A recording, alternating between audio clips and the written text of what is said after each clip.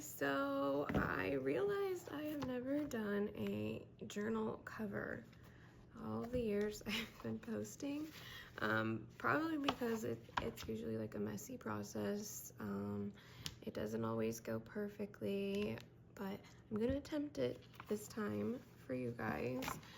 I have my chipboard. I'm using a thicker one this go around. That varies usually on the fabric I'm using. If I'm going to use my sewing machine and stitch it in, then I'll use a thinner one and then layer it once I've stitched it on. But I'm not going to use my sewing machine, so I'm just going to go with the thicker chipboard. You're going to need lots of clamps. Again, depends on the fabrics and what exactly I'm trying to go for. I use either a glue stick or I will use 3-in-1. Well, I'll use Fabric Fix or 3-in-1, both Beacon, very similar formula. And then, sometimes, depending on the fabric again, I use double-sided tape along the edges so it stays down better when you fold it over. We'll get there. Since this is a little bit thicker of a fabric, I am going to use the double-sided tape, so you'll see what I mean there. So first we have to put these together, which brings me to, you also need bookbinding tape. You can use any tape other than like Scotch tape, obviously. I don't recommend that, but I've had to use painter's tape before in a pinch. But bookbinding tape, you can find some pretty decent priced ones on Amazon. I really like this one because it's super sticky but thinner, so it doesn't show up behind fabric. If I can get it out.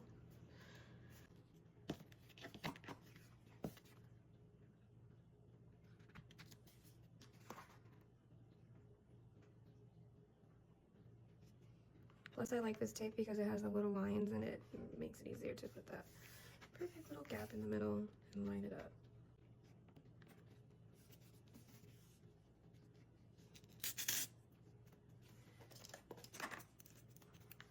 Not to mention, you'll obviously need scissors too.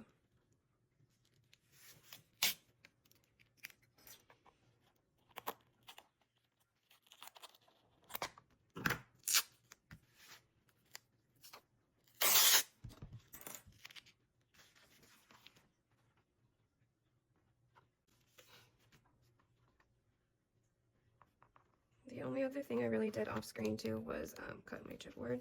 I don't really like doing it with an X-Acto knife because sometimes the lines aren't straight enough for me. So I save a dull blade for my paper cutter, and I use that to make my original lines. And then I'll go over it from there with the knife.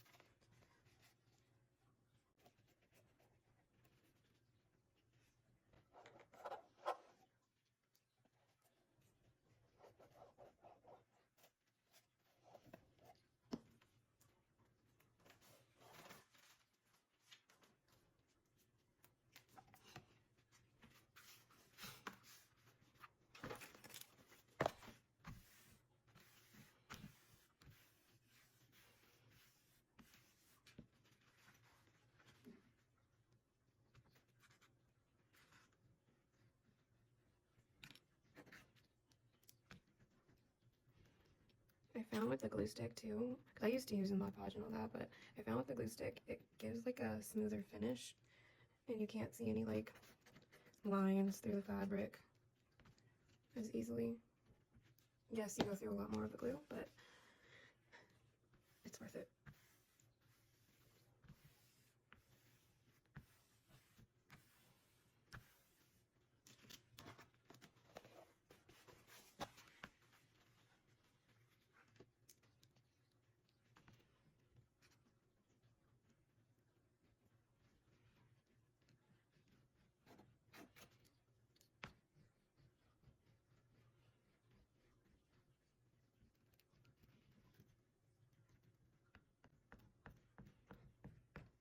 Focus along these edges too, because it tends to lift a little bit more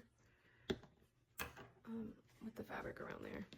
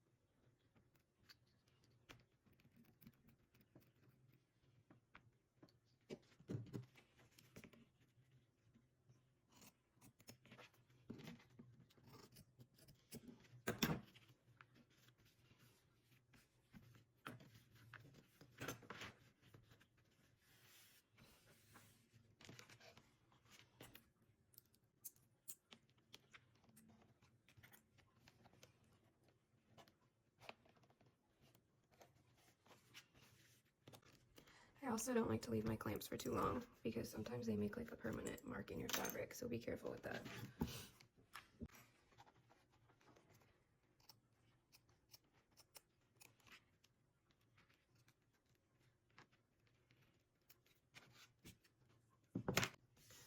I know some people will just like cut the whole like across like that. I have done it.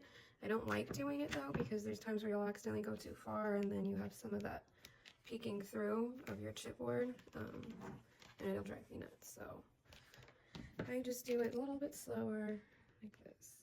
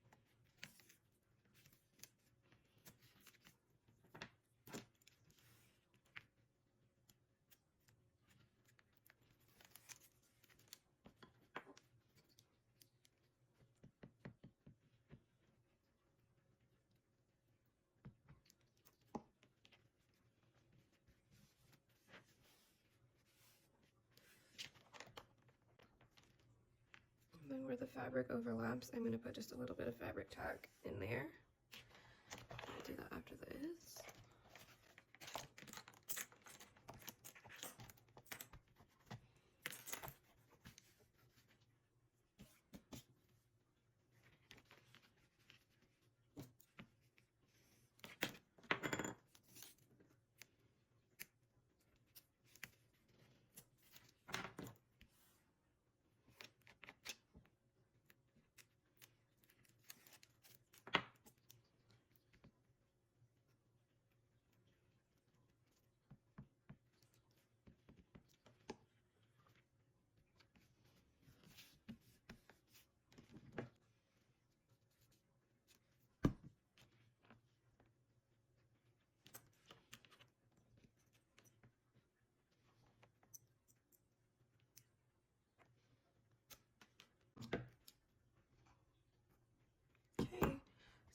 there's my cover. I still, of course, I got an image I'm going to put over the front. I've got book corners I'm going to put on. And then if anybody wants to see a spine a certain way or just go with what I would normally do, let me know, because I'll probably post that in the next video. So if I don't use the eyelets and I just kind of have a hidden spine, I can just use this, put a little bit of chipboard back here, and show that whole process if that's the route we end up going. Let me know what you guys want to do in the comments. If not, I'll probably just do the eyelets because I do like having the option to tighten the pages and all that if need be. But let's at least attempt to add these. If you don't have a set of these, I suggest getting them. It makes adding the corners so much easier, or just really any metal work without making all the marks on them.